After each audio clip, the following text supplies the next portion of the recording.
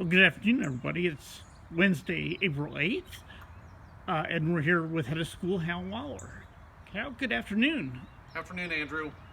We're firming up some dates and getting ready to honor some Riverside traditions with events coming up this spring. Tell us more about that. Indeed, we're still doing virtual learning, remote learning, but we're still going to have the fun events that we look forward to coming to the end of the year. Look for the newsletter, e-news that should be coming out very soon, coming out tomorrow for some more dates. But we are going to be doing a virtual Founders Day.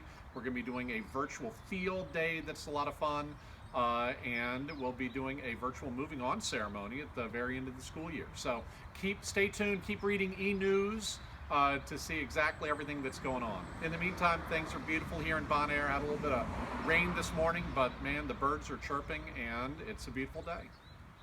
And the reason we're doing virtual is obvious with the coronavirus, and obviously we can't gather until at least June 10th until further notice, correct? Indeed, indeed. Terrific. Thank you, Hal, for the update. Thanks, Andrew.